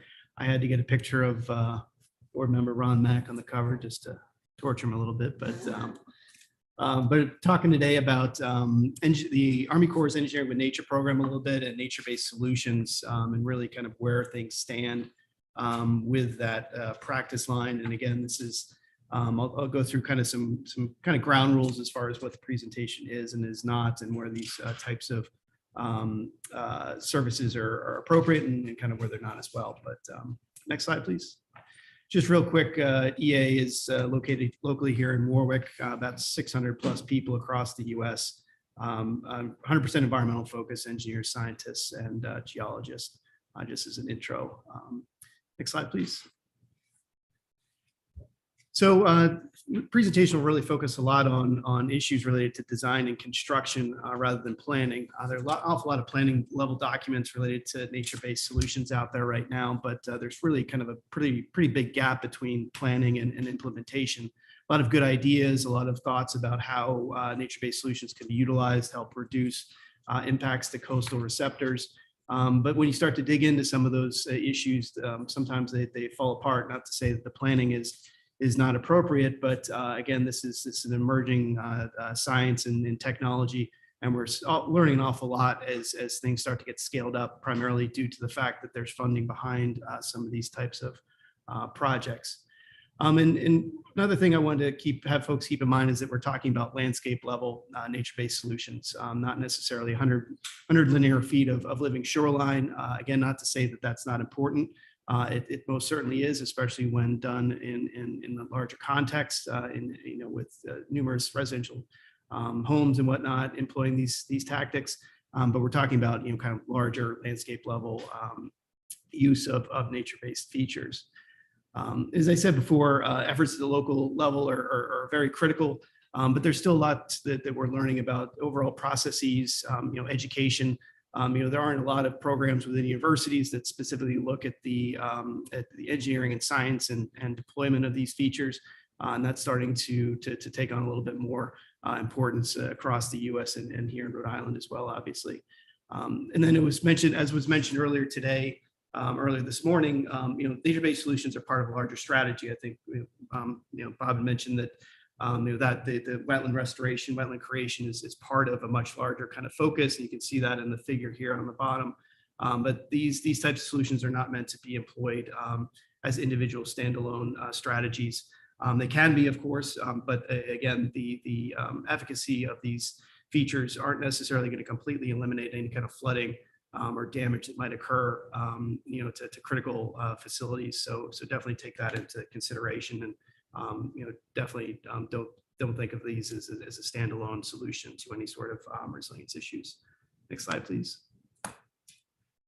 So this again gets to kind of a core piece of the discussion and thought process, is really back to the migration idea. Again, is we talked about in Warren, the idea of slowly drawing back away from the coastline and allowing these sea level rise processes to take hold. In an ideal scenario, you might have something like it's in the lower left, where you've got a slight increase behind a marsh area or that intertidal habitat, and that as sea level rise comes up, it can slowly migrate back into an area that's uninhabited, and then that's transition of an upland into more of a marsh process, or more marsh habitat can take place. That's kind of an ideal scenario if you've got the space to do that. Obviously, the scenario on the right here is a scenario that we see an awful lot in the Northeast and Eastern Seaboard, where you've got some sort of barrier, whether it's a home with a bulkhead, whether it's just a home itself, a roadway. There's something that's preventing that potentially more natural migration to take place. So that scenario on the right, you can see that as sea level rise comes up, that marsh that's in front of that bulkhead is essentially going to be drowned out. So it's not just a function of the impact of how it's impacting the residential home, but it's also the habitat itself. You lose that marsh in front of that home, you're going to lose the wave attenuating properties that marsh might have, and you're also going to convert habitat from open water or from marsh essentially to open water. So in effect, losing that emergent marsh habitat, which is something that, you know, again, over the past 20, 30 years, the idea of no net loss of wetland is promulgated by many states across the US. So how do you deal with the loss of that marsh in addition to the impacts to the residential structure? So next slide, please. So nature-based solutions, it's really, it's an ongoing definition. You know, what is a nature-based solution? It's really used interchangeably with natural nature-based features, natural infrastructure, green and gray-green infrastructure. They're all generally the same, you know, principle of using a living system to facilitate some sort of intended outcome. In this case, you know, then this definition of nature-based solutions has been modified a little bit, but basically, again, just looks at ecosystem services that can be realized beyond what traditional infrastructure alone might be able to provide. So, looking at multiple habitat or multiple improvements, habitat value, social services, improved aesthetics, and improved water quality. Those are all intended consequences of nature-based solutions. Obviously, you're not necessarily going to get all of them at once. And also, you do want to have some sort of protective feature to, you know, for the infrastructure that may exist behind it. So again, used in a larger context, you know, nature-based solutions can be an effective tool amongst a lot of other tools. So, but again, this is kind of an evolving term for sure, an evolving science and discipline. So the definition itself, I think, if you just think nature-based solutions, it kind of speaks for itself. So next slide, please. So, you know, where does the guidance stand? Obviously, you know, non-governmental organizations, nonprofits, they've got, you know, Nature Conservancy, Audubon, Ducks Unlimited. There are a lot of, and I think this is National Wildlife Foundation. There's a lot of information out there specific mostly to kind of the smaller type projects related to, you know, using oyster reefs, core logs, just building marsh in front of systems. And so there's a lot of information out there, again, kind of at a planning level scale of here are all the tools that you might be able to utilize for a specific site. Obviously, some of them are just, you just can't get away from use of hard infrastructure that's in the lower left there. When you have super high energy environments, very critical infrastructure, the likelihood that you're going to employ even some sort of nature-based solution in those systems is at this stage pretty much zero, because you just can't. It's just not appropriate for what we know at this time. So next slide. So as far as the federal guidance, I'm skipping over some of the state guidance here because I'm assuming that pretty much everybody here knows, and it's been actually just presented earlier today as far as what the state of Rhode Island has for guidance. These are some federal materials that are out there. Obviously FEMA. This is tied closely with the BRIC, or the Building Resilient Communities program right now, where they have a specific call out that you can increase the likelihood of getting funding if you've got nature-based solutions in your approach. So they've got their own guidance. Federal Highway Administration is the one in the middle there, and then one from the Army Corps, the folks at Engineering Research Development Center down in Vicksburg, which I'll talk about a little bit more in a second, but they've also got some guidance as well. Again, these are still kind of developing type guidance materials. I would say that they're still, all these organizations are still trying to figure out themselves how to hit the road running a little bit quicker, and not just provide some kind of planning level guidance materials. But so those state level ones, guidance documents can be help bridge that gap a little bit. Next slide. So a little bit about the Army Corps' Engineering with Nature program, which is housed within the Engineering Research and Development Center, which is separate from how the Army Corps works with districts. These folks are not part of the the New England district. They're not part of the Baltimore district. They're a research arm of the Army Corps. So as such, they do just in the past year, they've stood up a formal program called Engineering with Nature, which has existed in a different form for a little over 11 years, I believe now. And that group is really trying is growing and is trying to push the idea of the use of nature-based solutions in various different contexts. So I've got some project fact sheets of some research that they're currently doing related to work in Boston, in the Mystic River area, and also some floating wetlands, looking at the efficacy of floating vegetated canopies, I believe in the Provincetown, Massachusetts area. So again, a lot of these kind of larger scale, developing ideas are being researched not only by the Army Corps, but obviously universities throughout the US. So good place to find some information about what's starting to be looked at. They've also got international guidelines for natural nature-based features, which was released last year, I believe, and they're working on guidance right now for thin layer placement that has been in the works for a number of years, and hopefully it'll be released soon. But again, that's getting a little bit more specific and into the weeds about how efforts like thin layer placement can be utilized and designed and implemented. So just a little bit of background on what that program's doing. Next slide, please. So kind of scaling up and what's actually being done on the ground with this group in addition to other areas. So one of the things I wanted to do today was to talk a little bit more about what's being done in other geographies. Again, this is the Rhode Island chapter, but found that there's a lot of things that are being done in Rhode Island that are actually being taught in other geographies. So other folks are learning from some of the thin layer projects that have been done in Rhode Island. But also wanted to make sure that folks are aware of other projects going on in other geographies, specifically in New Jersey. After Superstorm Sandy, New Jersey got an awful lot of funding and attention looking at the use of some of their barrier marsh islands, marsh features, and how those features, as they start to degrade due to sea level rise, how can they be saved to some degree?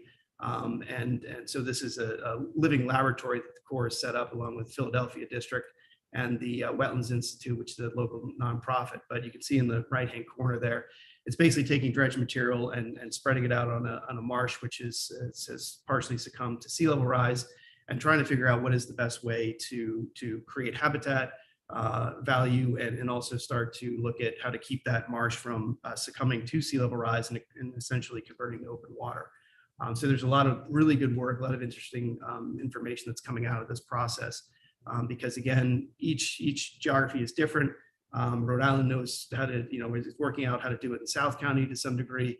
But these kind of efforts are definitely need to be kind of, the information needs to be shared as much as possible. So next slide, please. I think I'd better hurry up actually.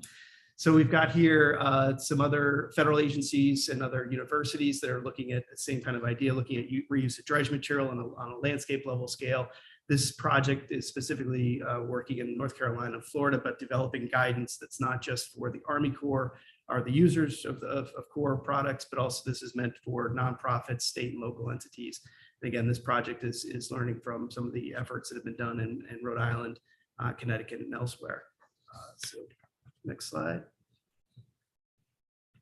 Real quick, I put this in here just as again, kind of to shed a little bit more light on what's being done nationally. It's a project we're working on up in Alaska for a community that claims to be the longest continuously occupied community in the Americas. It's just north of the Bering Land Bridge. They've got some significant erosion issues, and there's a project that's being funded by NIFWIF, which Joanne will talk about in a little bit, but also the Engineering with Nature program. The reason I included this is because it's an interesting project, but also it showcases, some of the extremes that folks are trying to figure out how to employ some of these features. A lot's known in the Gulf Coast as far as how nature-based solutions can be employed. Not a lot is known in cold regions. And as we work through this project and the Army Corps works through this project, there's a lot that's being understood as far as using traditional ecological knowledge, working with local isolated communities, and some other design and construction techniques that hopefully will lend itself to supporting other regions within the US. So next slide, I'll kind of shoot through these. Just showing some of the erosion that's occurring at the site and location of the community itself. It's located about 200 miles north of the Arctic Circle. Completely isolated, no roads. Only way in and out is via barge in the summer or snow machine in the winter or via the airstrip. So all it takes on a whole new meaning of nature-based solutions because you have to utilize everything that's around you, otherwise you're going to have to barge everything in, which greatly increase costs. Next slide, please. These are ice cellars where they store their whale and caribou meats. This is in permafrost. And the reason I'm bringing this up is I'll show you in a second. Next slide, please. Going back to the idea of using ideas from other places, including the Holland and the Dutch. This is the idea of taking a parking garage and building it into a dune feature that helps promote flood reduction within that area of Europe. And so we took this idea, next slide, please, and basically built in a dune structure using the ice cellar because these ice cellars are being lost to coastal erosion. So we're actually building that ice cellar into the dune feature as a core, along with thermosiphons, which help keep permafrost frozen. So just an idea that, again, not applicable to this area, but again, the kind of different thinking that was brought forth by working with the local Native Alaskan community to address numerous issues at the same time. Next slide. Next steps are final design and continue to work with the community. Again, the photos here of some of the whale jaw bones that the community has harvested for thousands of years that were ordained in their cemetery. So again, the idea of really working with the local community for a bunch of different reasons, not just because it's perceived as the right thing to do, but because they have so much knowledge that nobody else has. And again, data collection is very difficult. So working with the community is very important. Next slide. And with that, like I mentioned, there's a lot of work that's being done at the federal level and within other geographies related to nature-based solutions. And I'd encourage folks to share those stories, both with your coworkers within the region, but also do your best to read up on what other geographies are doing. Again, we've all learned an awful lot from folks in the Gulf Coast. But there's a lot of other areas too where I think we can share information to help move the whole science of and use of nature-based solutions forward. So, thanks. Thanks, Sam. Do you have time for a question or two? Right. We got a question from Lindy Higgins of AECOM. She asked, could funding for some of these projects be accessed from the Infrastructure Investment and Jobs Act and also the Nature Conservancy? They can be, yes. And Joanne will talk a little bit that this project is being funded. The next steps, the initial steps were funded in part by the National Coastal Resilience Fund, definitely from the NOAA Infrastructure Jobs Act, which just closed yesterday. They had $85 million, which could have gone to something like this. I think all of those, and I don't want to steal your thunder, Joanne. That's all right. But yeah, there's a tremendous amount of funding that as soon as you tie nature-based solutions to the project, you're opening up into a huge new world of funding that really has just changed in the past 2 years. It's gone from very little funding focused on this type of work to being part of highway funding, to NOAA, to U.S. Fish and Wildlife, National Park Service. It's part of everything. The problem is that it's still not really well known how well it works. There's not a lot of people in the industry that know how to do it. I wouldn't say properly, but folks with a lot of experience doing it. So I think that it needs to be done carefully. I think that if you just start throwing out the term nature-based solutions without really understanding and the habitat improvements that you're yielding, we could run the risk of it just taking a nosedive once some of the projects don't quite go as well as we hope. So I hope that people use that funding appropriately and diligently. But I would say that the amount of funding tied to this type of work is sky's the limit at this point. But Joanne will talk about it. Thanks, Sam. Any other questions in the room? Oh, hold on. Can we get the mic to Igor just so the folks online can hear?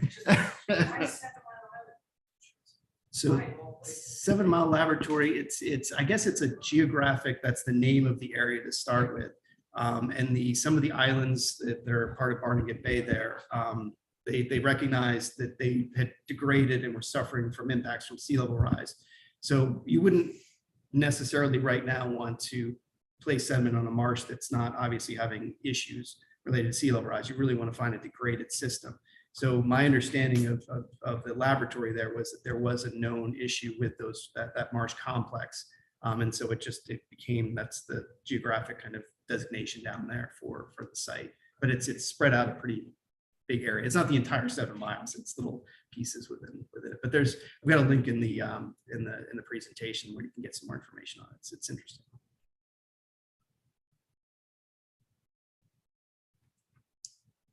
With a lot of this being federally funded, with everything being federally funded and the way that these projects are coming out, is there, you said there's only a couple companies that are able to do this kind of work. Are a lot of these going to be coming out as design builds, or are these still going to be public and just low bid and just roll the dice? I can speak to the NOAA coastal grant that just came out or just closed yesterday. I think there was about 85 million available within the Transformational Coastal Program, and that was open to nonprofits, state and local government, and also for-profit companies. So the flow-through requirements for how those projects get let out, I think is pretty much wide open as long as you go through a bid process where it's needed. So I would say that it's going to run the gamut of how whether they're design build or design bid build. There's some planning money even up for some upfront projects.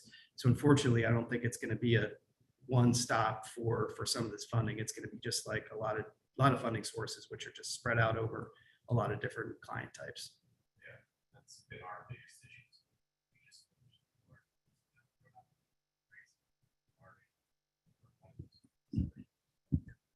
And we're just having trouble. I mean, it's not really us having trouble. It's the planning committees. They're getting this funding, and then they see the price tag of what it actually takes to do this, and they either abandon it or, they're going with some of the other, methods. So, I mean, my question really is, the sky's the limit on the funding, but, are we really going to be able to push to do it correctly? It's going to be a challenge to do that.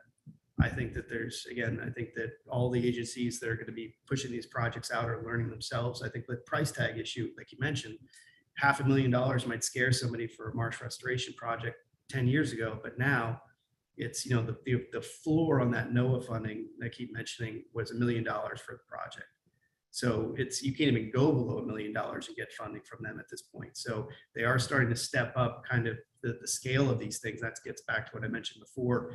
The landscape scale projects are very different from these little small, again, oyster bag type projects that have been done in the past by small nonprofit groups or municipalities. It's getting to the point where folks are going to start dumping sediment into areas. And again, hopefully they know that that there's going to be a benefit to both habitat, both the communities and everybody else. But again, it's been such a poorly funded industry for so long that it's going to be interesting. I mean, the pilot project down in South County, Rhode Island went great. So, I mean, the state seems really happy with it, and we were happy doing it. So. Good discussion. Anyone else, or should we move on? One more? See more opportunities.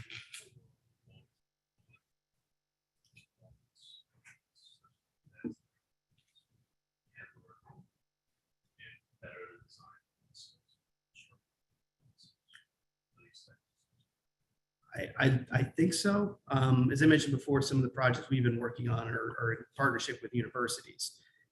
There's starting to be interest from organizations like ASCE to develop a process for this, which has to include monitoring and adaptive management.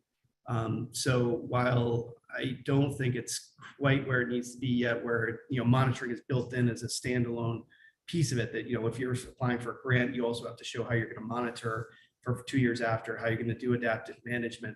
But I will say that based on just a couple of years ago, it's better than it was.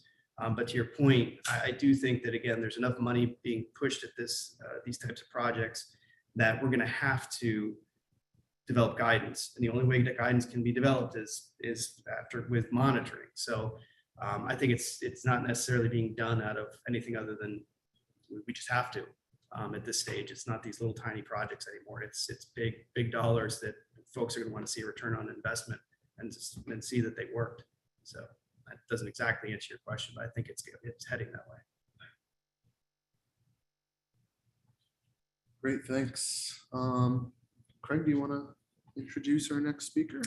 Sure. The next speaker is going to be Joanne Throw, who's going to be talking about coastal resilience funding opportunities. Thank you, everyone. Thank you. Absolutely. Thank you to the town of Warren. Bob, I don't remember if you, a few years back, we met and busy ever since. I'm coming in from Bristol, so not a long commute. Businesses down the street. And I love being able to work in Rhode Island and be here.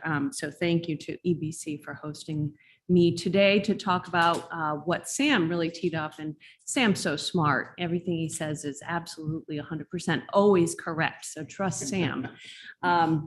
Except when you're in Alaska and he finds a polar bear, and that will be a story for another day. NCRF, the National Coastal Resilience Fund. I'm going to talk about that funding opportunity that allowed for the project in Point Hope. And I want to tee it up because there's a lot happening in this space. And Sam's right, there's so much money out there. It's hard to understand the differences between all the pots of funding. So next slide, please. So just to be clear, Throw Environmental, I'm Joanne Throw, president of Throw Environmental, and I've been working in the space of basically environmental finance, looking at ways to pay for environmental protection, be it funding, financing, and investment, working at the state and local level, working closely with the feds over the years. So again, happy to be up here in New England. But I work nationally. We serve as field liaisons for the National Coastal Resilience Fund. We are not NIFWIF employees. We are basically here to support and build better projects. Next slide. So with that caveat, understanding our role, I want to give you that feedback on this program that Sam teed up. We've got a lot of partnerships, a lot of money coming into this space. When Sam talked about the nature-based solutions, we're looking here at this particular fund, which you'll see on the third bullet says $140 million. So that is correct. For the next 5 years, each year is approximately $140 million in this fund. When I started being a field liaison for this program, it was about, give or take, 30 million. I am going out on a limb here to say that by the time that pot of funding next year comes available, I think we're looking at close to 200 million. That's my guess. We have quite a few partners coming into this, including this year, Bezos Earth Fund came in.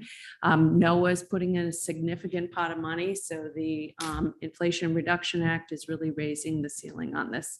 Looking at what we can do here is the funding from private sector investments is making this really interesting because you're taking nature-based solutions, and what we're trying to see is the enhancement as well for fish and wildlife. So it has to have that component. So I'm not saying either or, I'm saying both. Next slide, please.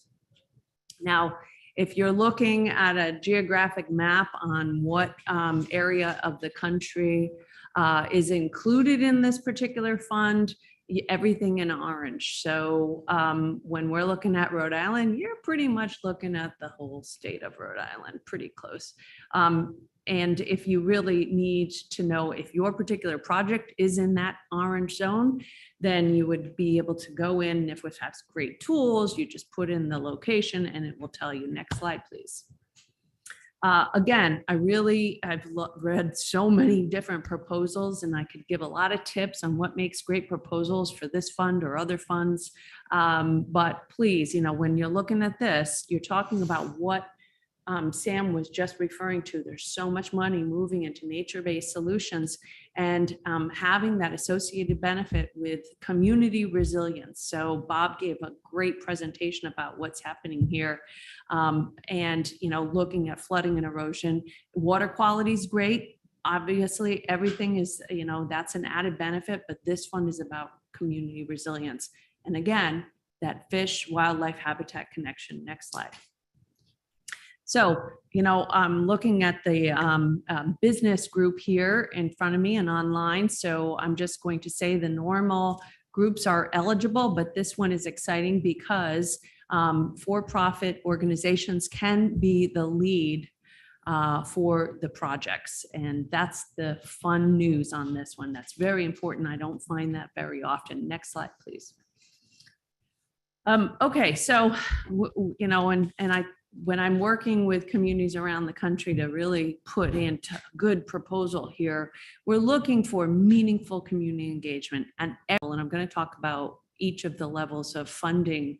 But what Bob was talking about, things that they do in the community, engaging the partners, making sure this isn't just, one a group that's coming in, but you're engaging all the right partners is important. So try to look at the scale of the problem. So Bob also said, see how I refer to you so much, Bob? I listen, Bob. Check cleared. I listen. So when Bob said in Rhode Island, basically, I don't know how you put it, regionalization or regional approaches, it's a 4-letter word. We're looking for scale. So please encourage as best as you can the opportunity for partnerships in locations as well. Innovative techniques. I love this fund because sometimes you have funding out there. It's very straightforward, very rigid. Not this one. Innovative techniques they love them. Transferability. What does that mean of those techniques? So in Sam's example of Point Hope, Alaska, okay, so what they're learning is so important to NIFWIF. And, how does that translate to other communities in Alaska where, you have similar issues, but, maybe applying some of those lessons and being able to transfer, really important. And then looking at underserved communities. What part of the community are you trying to attract and support and help? Next slide. So those are some of my tips. I'm happy to share more offline, but I'm going to run through these categories. So what NIFWIF has created is a pipeline from everything from the planning aspect, not a lot of capacity grants out there. Bob was mentioning the Rhode Island Infrastructure Bank grant, the bank. There's so much money coming through the bank, but looking for implementation projects, hard to fill that capacity and planning aspect for many grant funding organizations, but this one covers it. What they want is that plan that prioritizes sites, opportunities for nature-based solutions, looking at community engagement. Then you've got the site assessment, preliminary design. This gentleman asked about design build, and honestly, funders, that's such a big piece to cover design and build under one category. When you're looking at final design and permit, you separate them out because you have to think about getting the work done in the time frame that the grant allows. So funders don't always love design build, but taking the final design and permitting and restoration and implementation. So you stay in one category. You do not jump categories. Be very careful. Most funders don't like this. Stay within the parameters of the category. Next slide. I'm going to just briefly cover what is in each one. So, I like this fund as well. We run a couple funds for this funder and manage them as field liaisons, but this one has wiggle room. You need $1 million for a capacity grant. If you've got something big going on, that's fine. There's no set amount under each, but we're giving you a range of how much is generally asked. But at the time you're finishing this project, you're going to have a plan in place that is going to prioritize those nature-based strategies. We're finishing up one for Newport. We're starting Middletown. We finished Portsmouth. They have a list of prioritized projects where they could take that plan and they could start applying for this particular fund. They've got it in place now. So that would be the outcome, and that stakeholder engagement piece is important. Next slide. All right, site assessment, preliminary design. At the time you're done with this category, you're going to have a go, no go decision between 30 and 60% design. And you are basically prioritizing from previous activities and you're getting ready for those permitting conversations, very important to put in your application here that you're going to be having those conversations when you get to the next slide. Thank you. And then you're at the final design and permitting. So this is, 90 to 100%, this category. Again, you come in with what you think is right. Keep your budget on track. Don't try to put in the moon. Be ready for those permitting and may include that baseline monitoring. That gentleman over there asked about monitoring, and I'm going to include that with the next slide. You can put monitoring in this third phase, but next slide. And then the restoration, the big one, they put this one up to $10 million in total requests of funding available per proposal. So what you're looking at is putting in monitoring. This one has to have 1 year of monitoring. What makes you really attractive, if you're putting in more than that, it's just that the cycle of the funds can't track more than that. But, it's really, as a proposal, if you're thinking ahead, they love that. Funders love that. Next slide, please. So picking the right project. I tell people, please do not try to think of your project when the funding source comes out and they make the announcement.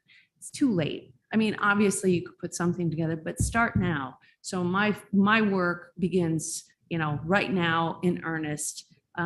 They're ready to announce who 2022 is the awardees, but start thinking now. Don't try to fit it into one particular category. Think about what your needs are. Think about the stakeholders. Have things put together now. If the timeline, I don't have it in these slides because it could change. But typically it's March and it's a pre-proposal. It's a couple pages. It's not a heavy lift. So you're putting a pre-proposal out. If you get asked for a full proposal, great, but start thinking about what you want now. The funding is out there. Is this program right for you? Again, looking at match requirement. If you have match, that is awesome. That's a big plus. If you don't have match, match is highly encouraged. It makes you pretty competitive, but this one, they changed the rules, so it's encouraged. So build that relationship with your program officers. Don't wait until the day you're waiting for submission for them to know about your project. Let them ask the right question, talk to your field liaison, be it for any fund, get to know this program. But remember, it's about a quality product, a quality project and your partners. Next slide. I know I'm running through this a lot. Feel free to reach out to us. I've got a whole team. We spent 2 years ago, I think when I first met Sam, and it was a couple years ago, and I was begging for projects in Rhode Island. The funders were looking. I was begging for projects, and it was at 35 million at that time. We shouldn't have to work so hard to get good projects. Come on, there's a lot of money. We need to be organized. We need to think ahead. And those are my big points for you. And thank you for having me. And Jasmine, did I do it in my time allotted? Great. Okay, Ron, I turn it back to you. Thank you. Excellent. Thanks, Joanne. Any questions? Please speak. Oh, yeah, to the mic, please. Yes. Even if you're I was curious if how grantees are putting a number.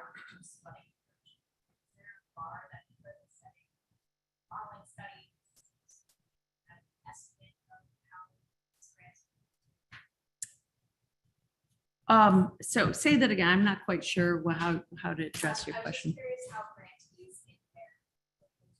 Yes.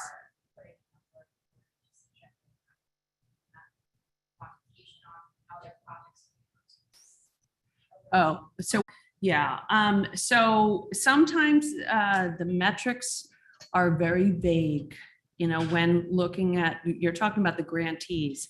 And, having reviewed so many of these, you could see where they're really not, you might be very strong. Let's say you have the engineer and engineering, you've got this down, but they're so weak on the fish and wildlife or covering the metrics, and they had a great proposal up until that point.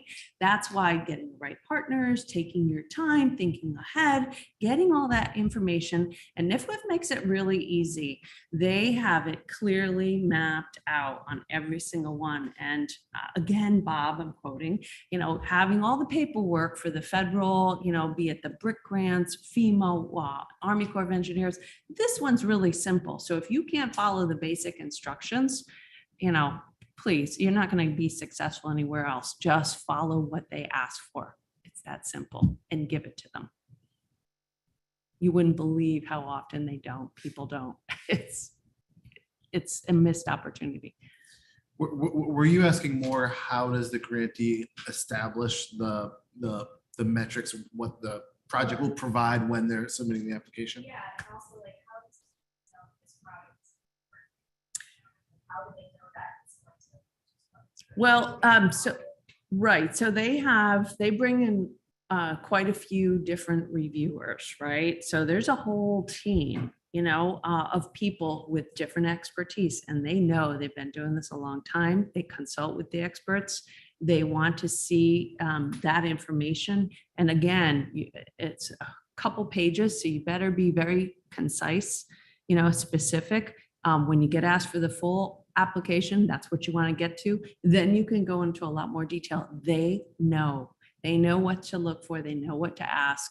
They'll come back to you and say, we ask you for a full proposal, but we'd like to see X, Y, and Z. Please add it to your proposal, your full proposal. They're not going to miss a thing on your proposal. So make sure you have it covered.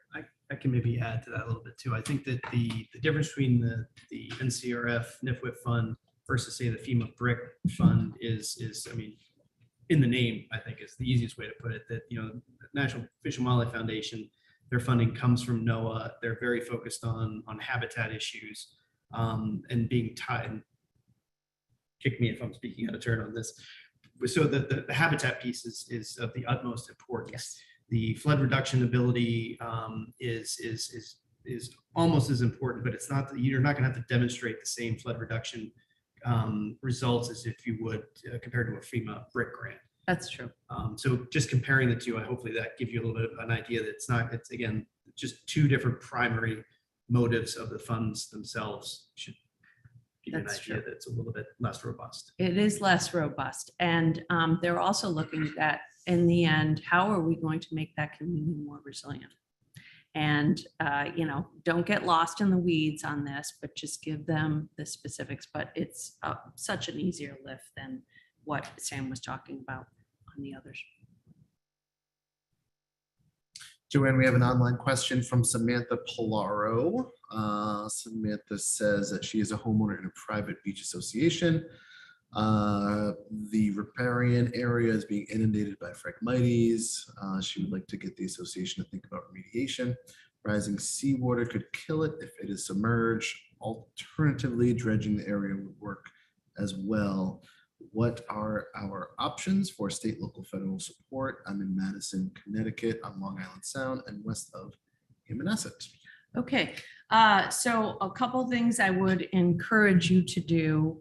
The work, first of all, in Connecticut that I've done on the Long Island Sound study, Futures Fund, quite a bit of money there. Opportunities for resilience, certainly in Connecticut as well, and the National Coastal Resilience Fund. As a homeowner, you're not going to come in and ask for your particular property. What has happened in the past, certainly in Connecticut, some of the smaller municipalities have gotten together, listening to their homeowners, so letting the town know what's going on, being present in those meetings, because you as a homeowner are a key stakeholder to making it very attractive for NIFWIF and other funding entities to want to invest, because they want that community engagement. So you're a big piece, an important piece, Samantha. And, to that end, you really should reach out to your town, convince them that this is important. These are the opportunities. I've seen enough of the examples where it sort of snowballs and these towns are coming together, working together to make this happen, and funders love it. So you're a key piece, Samantha. Move forward. Don't give up. Thank you. Any other questions for Joanne? Should we move into our panel session? So if anyone had any questions generally for any of the speakers, or any of the speakers had questions for the other speakers? On the funding, just, from a municipal perspective, the challenge that, with all the money out there, but the challenge we have is the match side generally. It's hard to, when you're doing our annual budget, say I'm gonna have X amount. I might get 25 or 50,000 in the budget on an annual basis for match. So I do a lot of in kind, or try to leverage other funds to be the match. We are seeing that some of the federal programs now, the match is being reduced almost 10% on some of these now, which is advantageous for us. But when it's 25%, I mean, there's only to pick and choose what do we want to go after, which is unfortunate because we can't take advantage of all that funding that's out there. I will say though, I mean, we did work with Joanne with her relationship through, I call it SNEP 1 and SNEP 2, Southern New England Partnership, through the University of Southern Maine, technical assistance that I was able to get for our land conservation trust to look at a detention pond that had not been properly maintained. So I mean, we look to try to leverage those resources as best we can. And that's been, I mean, I think for the people participating, it's been a real useful exercise. Okay, so having trouble with that one. And I would just add to what Bob just said is, don't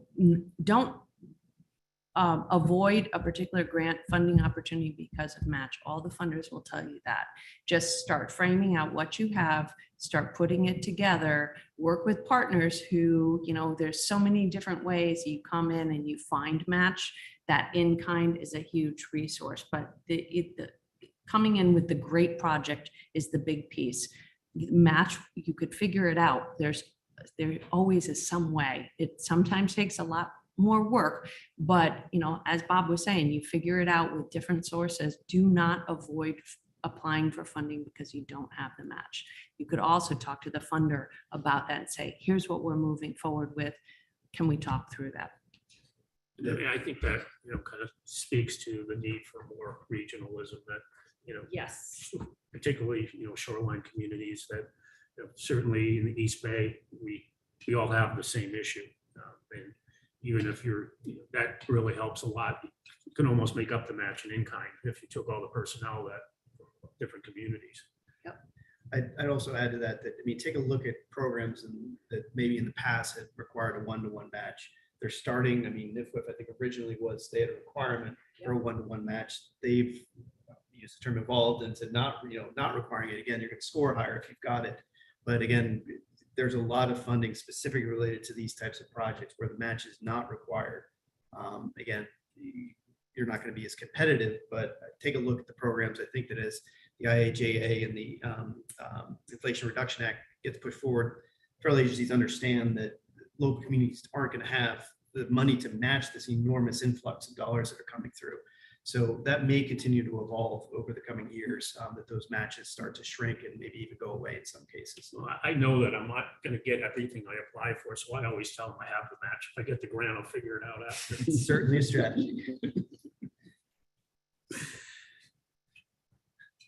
Hold on one second, just get the microphone. Clarification. So funding, how about a simple coastline restoration project? Maybe utilizing like hybrid technologies. And CRMC here in the state, hybrid, they include something like riprap, stones. Is that a possibility to ever get funding for that? Presuming that it'll save some beach areas, it'll save a huge community. You want me to start? Yeah. I mean, I think that if you're talking about the NIFWIF fund, that's one thing. I think that that's probably going to score lower if you're talking about that type of approach in Rhode Island for a beach community that may be somewhat affluent, as opposed to an area that's been historically underserved where you do have kind of a more direct living component to it. It's not to say that it wouldn't be funded, but I think that, again, the idea of nature-based solutions is somewhat flexible depending on where you are. For instance, in Alaska, there's, especially in the above the Arctic Circle, there's not a lot growing. So the idea of nature-based is completely different there than it would be on the East Coast of the United States. So I don't think that there's a black and white answer for what you're asking, but I think that, from a prioritization standpoint, it's going to score a lot lower. Whereas if you look at the FEMA BRIC grant program, that might be something a little bit more appropriate, again, depending on a whole lot of other things. But I think this, I don't want to just speak for NIFWIF, but NIFWIF, NOAA, those ones that are kind of more putting that higher value on habitat, that type of project, I think would score a lot lower. And yeah, Sam, as I said, always right. But what you have also is an opportunity to try to apply for the funding on the part that will focus on areas that are nature-based solutions. And now suddenly you're attractive to other funders who want to pay for more of the hybrid. As Sam said, it's Alaska, you're looking at more hybrid solutions. But on the East Coast, certainly in New England, you can focus on what it's going to take. And there are some aspects that funders will look at and say, that in order to do one piece, you have to do the other.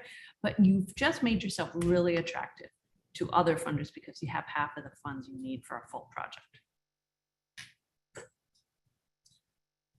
Joanne, you mentioned in your slides, grants are now open to for-profit entities.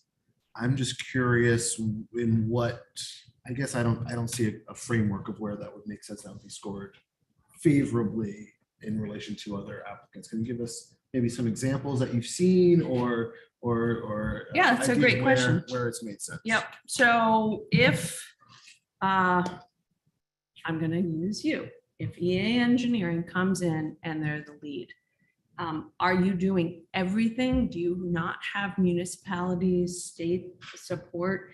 If it's just a pass through, is that really as attractive as opposed to EA leading the project? They've got Warren, they've got Rhode Island, Infrastructure Bank maybe as a potential partner. You've got all these people put together. You're the convener. You're the person doing most of the work. That's fine, but get the partnerships involved. Happily, you lead. We don't care, right? NIFWIF's not going to care. What makes it attractive is the partnership and knowing that all those elements are covered. So you are still just as attractive because we know that there are many, especially in underserved communities, they're not going to be able to have the capacity to do the work. So you're really attractive coming in there. A great point. Okay. Okay. So it's really just taking the administrative load off of the town or municipality. Yes, and you're probably going to do a lot of the work and the funders get that, but how are you convening everybody? How are you getting buy-in? How are you making this not just another contract for EA, rather than something that is transformational? And I would just add that, we do the same thing now, except the municipality is the lead. We backfill that with our on-calls or other consultants. All we're doing is flipping the deck to say that you guys are going to be the lead, but to have the municipalities involved, I'm an office of one, so I lean heavily on outside consultants because I just don't have the capacity to do it all myself. But I'd love to have somebody else be doing the heavy lifting up front. And the funders know it. Can I ask you from a different angle? Say, for example, you had a private developer who owns property along the coastline, wants to redevelop the property. And part of that is a consideration of resiliency for not only their project, but are you saying that it could be attractive for funding if, say, the town came in and said, well, we absolutely support that because the private development is also helping with our overall flood controls and resiliencies? So with private development or private land ownership, in different pots of funding, like the America the Beautiful Challenge, and big funding, new funding opportunity in the first year being awarded. You look at that and you say, okay, but we want to know there's buy-in from the landowner, from the development company, that they're maybe offering all the match, right? Or there's some way they're making a difference to the community to make it more resilient. And that's very attractive. So, you know, when they're starting to allow private sector firms to lead, it's because many of the municipalities, like Bob, were just limited capacity, small size. They know that they're totally bought in, but you need to come in and do all the work, right? And that's fine, but I'd want to see letters, letters of support, very significant, and skin in the game from those developers. That would be pretty critical for funders to want to see that. Yeah, the reason I bring it up is I could see a couple of projects that I've been involved with where the developer doesn't know that these might be available and that maybe the town or the city would be supporting the project in that capacity. Yeah. And a lot I'm of times, thinking of like the American Tourism Project. yeah, I mean, and that could be, you know, if there's a gap in the financing, that could be what fills the gap. Thank you. Yeah.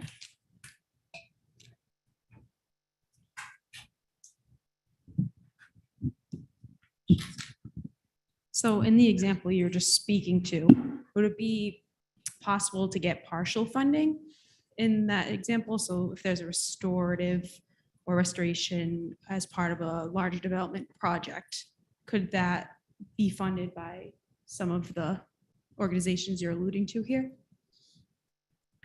In his example right there, yes, and same back to the question from that gentleman, you know, there's a component, funders love to be able to leverage other funders, other investment opportunities. They look good because they put their money into something that's much bigger than what they anticipated if they just had a small project. So yes, you would say specifically what parts of the project you would be asking for funding. And again, devil's in the details, right? Stick with the guidelines of what you're asking, but I go back to my guidance before, and I started the presentation, you know, just frame out your project, frame out your partners, frame out the steps, the timeline, everything. And then you'll all of a sudden notice all of these funding opportunities coming together. You know, for example, with the BIL and the IRA coming out, are we really ready for all of that funding opportunity? But let me tell you, if you're already doing your work and you've got your project all aligned, you got to guarantee you've done all this research on all of those different pots of funding coming. You're going to figure it out. It is unprecedented times. So do your work up front now and take advantage, because I don't know if we'll ever see this amount of funding again.